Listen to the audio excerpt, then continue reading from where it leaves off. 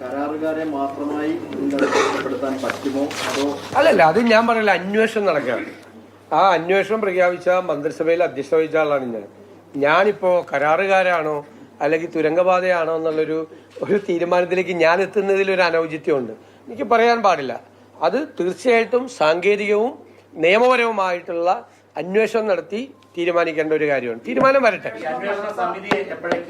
അത് നാളെ രാവിലെ തന്നെ അത് ആരംഭിക്കും. അന്വേഷണം നടത്തുന്നതിന് മുമ്പ് തന്നെ മനുഷ്യനിർമ്മിതമായ ദുരന്തമാണ് ഇത് എന്നൊക്കെ പറഞ്ഞത്. അതല്ല, അത് നമുക്ക് ഞാൻ പറഞ്ഞിരിക്കും. അത് ഇപ്പോ അവര് വളരെ ഉത്തരവാദിത്തത്തോടു കൂടിയുള്ള 2 മന്ത്രിമാരെയാണ് നമ്മൾ അവിടെ അയച്ചത്. അവര് അവിടെ ചെന്ന് കാണുമ്പോൾ ഉണ്ടാകുന്ന പ്രാഥമികമായ വിവരങ്ങളുടെ അടിസ്ഥാനത്തിൽ അവർ മാധ്യമപ്രവർത്തകരോട് പറയും, നിങ്ങളത് ചോദിച്ചുകൊണ്ടിരിക്കുകയല്ലേ, നിങ്ങൾ ചോദിച്ചിട്ട് ഉത്തരം പറയുന്ന ഒരു കാര്യത്തിന് വേണ്ടി പിന്നീട് പിറ്റേ ദിവസം അങ്ങനെ പറയാമോ എന്ന് ചോദിക്കുന്നത് ശരിയല്ല. അവർ പ്രാഥമിക വിവരം, ഞാൻ ഇന്നലെ ഡിസാസ്റ്റർ മാനേജ്മെന്റിന്റെ ഓഫീസിൽ പറഞ്ഞ കാര്യം പ്രാഥമികമായ വിവരത്തിന്റെ അടിസ്ഥാനത്തിലാണ്. അതിനു മുമ്പ് ഞാനത് സംസാരിക്കുന്നതിന് മുമ്പായിട്ട് ജില്ലാ കളക്ടറുമായിട്ട് ബന്ധപ്പെട്ടു, PWDയുമായി ബന്ധപ്പെട്ടു, പല കേന്ദ്രങ്ങളിലും ബന്ധപ്പെട്ടു, ഡിസാസ്റ്റർ മാനേജ്മെന്റിന്റെ ലൊക്കേഷൻ കണ്ടു. ഇതെല്ലാം കണ്ടിട്ടുള്ള പ്രാഥമികമായ വിവരം. കാരണം വെച്ചാൽ ജനങ്ങൾ പാനിക്കാവരുത്. പാനിക്കാതിരിക്കാനാണ് വേണ്ടി പറയുന്നത്. അപ്പൊ പ്രാഥമികമായ വിവരങ്ങളുടെ അടിസ്ഥാനത്തിലാണ് പറഞ്ഞത്.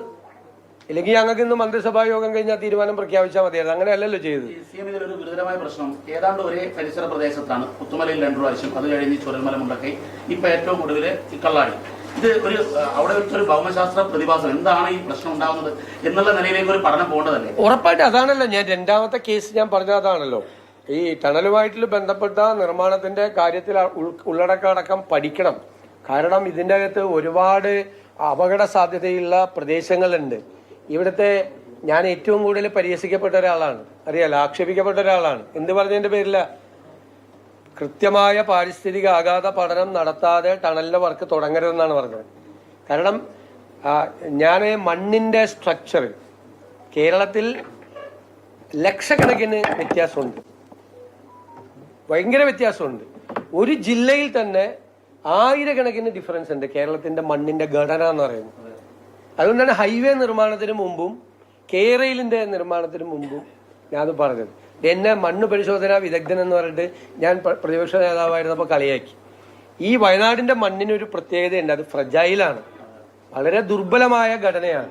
അപ്പൊ ഇനി വളരെ ശക്തിയായിട്ട് പാറ പൊട്ടിക്കുന്നത് ഉൾപ്പെടെയുള്ള നിർമ്മാണ പ്രവർത്തനങ്ങൾ നടക്കുമ്പോൾ, അല്ലെ, തുരങ്കം നിർമ്മിക്കുമ്പോൾ പാറ പൊട്ടിക്കേണ്ടി വരും, ഡിഗ് ചെയ്യേണ്ടി വരും, ഒരുപാട് വളരെ ബുദ്ധിമുട്ടേറിയ പ്രവർത്തനങ്ങൾ നടത്തേണ്ടി വരും. അങ്ങനെ ചെയ്യുമ്പോൾ ഉണ്ടാകുന്ന ഷെയ്ക്കിൽ ഈ ഫ്രജൈലായ ഈ ദുർബലമായ ഈ മണ്ണിന്റെ ഒരു ഘടനയുണ്ട്, അത് ചിലപ്പോൾ ലൂസാകാൻ സാധ്യതയുണ്ട്. ലൂസായി കഴിഞ്ഞാൽ നമ്മൾ അറിയില്ല.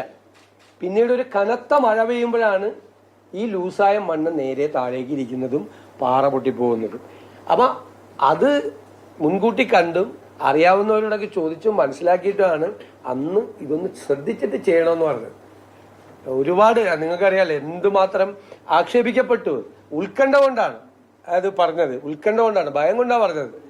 അല്ല, മണ്ണിന്റെ ഘടനയെ കുറിച്ച് വിദഗ്ധരൊന്നുമല്ല. പക്ഷെ ഇതൊക്കെ ആളുകള് പൊതുപ്രവർത്തകരൊക്കെ അറിഞ്ഞിരിക്കേണ്ട കാര്യങ്ങളാണ്. കേരളത്തിന്റെ ഹൈവേയുടെ സമയത്തും പറഞ്ഞു, ഹൈവേ നിർമ്മാണത്തിനും ഇങ്ങനൊരു അപാകത പറ്റിയിട്ടുണ്ട്.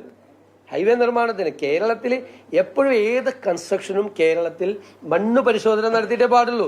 വയനാട്ടിലെ മണ്ണല്ല കോഴിക്കോട് ചെല്ലുമ്പോൾ, കോഴിക്കോടത്തെ അല്ല വടകരയിൽ ചെല്ലുമ്പോൾ, ഏത് കൺസ്ട്രക്ഷനും ആ മണ്ണിന്റെ അതുണ്ടല്ലോ. ഈ PWD മാനുവലിലൊക്കെ ഇല്ലേ മണ്ണ് പരിശോധന നടത്തില്ല. പാലം പണിയുന്നതിന് മുമ്പ് മണ്ണ് പരിശോധന നടത്തില്ലേ പാലത്തിന്റെ അവിടെ? കാരണം ചെളി എത്രയുണ്ട്, അപ്പോൾ അതിന്റെ പില്ലർ എത്രമാത്രം താഴണം, അതിന്റെ താഴെ ബ്ലോക്ക് ചെയ്യണം. പാറ കണ്ടുപിടിച്ചിട്ടാണ് പില്ലർ വയ്ക്കുന്നത് പാലത്തിന്റെ. കാരണം മണ്ണ് ചെളിയാണെങ്കിൽ വീണ്ടും ഇത് പാലത്തിന്റെ വെയിറ്റ് വരുമ്പോൾ ഇത് താഴോട്ട് പോകും. അതുകൊണ്ട് കണ്ടിട്ടാണ് ഇത് ചെയ്യുന്നത്. നമ്മളൊക്കെ 10-25 വർഷം MLA ആയിരിക്കുമ്പോൾ ഈ നിർമ്മാണ പ്രവർത്തനങ്ങൾ കണ്ടതിന്റെ അനുഭവത്തിലാണ് അത് പറഞ്ഞത്. ഹൈവേ നിർമ്മാണത്തിന് പല സ്ഥലത്തും അത് ചെയ്തിട്ടില്ല. അവർ മറ്റ് സ്ഥലങ്ങളിൽ നോർത്ത് ഇന്ത്യയിലൊക്കെ ചെയ്യുന്ന മോഡലിലാണ് ചെയ്തത്. അതുകൊണ്ടാണ് എത്ര സ്ഥലത്താണ് തകർന്നു വീണത്. ഈ സ്ട്രക്ചർ തകർന്നു വീണത് എന്തുകൊണ്ടാണ്? മണ്ണിന്റെ ഘടന പഠിക്കാതെ അത് ചെയ്തുകൊണ്ടാണ്. അതുകൊണ്ടാണ് അത് പറ്റി. എത്ര സ്ഥലത്ത് തകർന്നു വീണു? കേരളം മുഴുവൻ. ശരിയാണോ? മൂന്നൊന്നുമല്ല, ഇഷ്ടം പോലെ. മലബാറിൽ മാത്രം നിങ്ങൾ റിപ്പോർട്ട് ചെയ്ത 3 കാണും. എല്ലാം മൊത്തത്തിൽ എല്ലാ സ്ഥലത്തും ആ പ്രശ്നമുണ്ടായി. അപ്പം നമ്മൾ ഇതൊക്കെ ഗൗരവതരമായി പഠിച്ച ഒരു പ്രദേശത്തിന്റെ നിങ്ങൾ വളരെ പ്രധാനപ്പെട്ട ഒരു ചോദ്യമാണ് ഇതുമായിട്ട് ബന്ധപ്പെട്ട് ചോദിച്ചത്. തീർച്ചയായിട്ടും അതിൻ്റെ അതുകൊണ്ടാണല്ലോ ഞാൻ ടെക്നോ ലീഗൽ സ്റ്റഡി എന്നാണ്. ടെക്നിക്കലായിട്ടുള്ള സ്റ്റഡി വേണം, ലീഗലായിട്ടുള്ള അവരുടെ ഉത്തരവാദിത്വം നിറവേറ്റിയിട്ടുണ്ടെന്നുള്ള പണിയും വേണം. തീർച്ചയായിട്ടും പോലീസിന്റെ അന്വേഷണം ഉണ്ടാവും, ഉറപ്പായിട്ട്. പോലീസ് FIR എടുത്തിട്ടുണ്ട്. ആ FIRന് പുറത്ത് പോലീസിന്റെ ഒരു അന്വേഷണം ഉണ്ടാവും. അല്ല, അത് വരട്ടെ. ഞാൻ പറഞ്ഞല്ലോ, വരട്ടെ. എന്താണ് ഏറ്റവും പ്രധാനം? നമ്മുടെ ഫസ്റ്റ് പ്രയോറിറ്റി എന്താ? മനുഷ്യ ജീവന്റെ സംരക്ഷണവും നമ്മുടെ വസ്തുവകകളുടെ സംരക്ഷണവും നമ്മുടെ നാടിന്റെ സംരക്ഷണവും. അതാണ് നമ്മുടെ ഒന്നാമത്തെ പരിഗണന. അതിന് ദോഷം വരുന്ന ഒന്നും ഉണ്ടാകാൻ പാടില്ല. അല്ലാതെ ഒരു നിർമ്മാണ പ്രവർത്തനം തുടങ്ങി അത് ചെയ്ത് അത് സ്റ്റോപ്പ് ചെയ്യാനല്ല നമ്മൾ ഈ പറയുന്നത്. പക്ഷേ ഇപ്പൊ തന്നെ തുടങ്ങിയപ്പോഴാണ് ഈ ഒരു ഇതുണ്ടായത്. ആ തുടങ്ങിയതിരിക്കുന്ന കാരണം കൊണ്ടാണോ ഇത് സംഭവിച്ചിരിക്കുന്നത്, അല്ലെ മണ്ണ് കൂട്ടി അവിടെ ഇരിക്കുന്നത് കൊണ്ട്, അവിടെ വെള്ളം കെട്ടി നിന്നത് കൊണ്ടാണ്? ഇപ്പോൾ കുറച്ചു നേരം സ്ഥലത്ത് വെള്ളം കെട്ടി നിന്ന പാറ പൊടിഞ്ഞു പോരുന്ന സ്ഥിതിയാണെന്ന് പറഞ്ഞു കഴിഞ്ഞാൽ നോക്കണം, നമുക്ക് പരിശോധിക്കണം. ആ പരിശോധിക്കാൻ ഏറ്റവും അതറിയാവുന്ന ആളുകളെ, ബന്ധപ്പെട്ട ഏറ്റവും നന്നായി ഇത് അറിയാവുന്ന ആളുകളെ വെച്ച് നമ്മൾ പരിശോധിപ്പിച്ചിട്ട് നമ്മളൊരു തീരുമാനം എടുക്കുകയുള്ളൂ.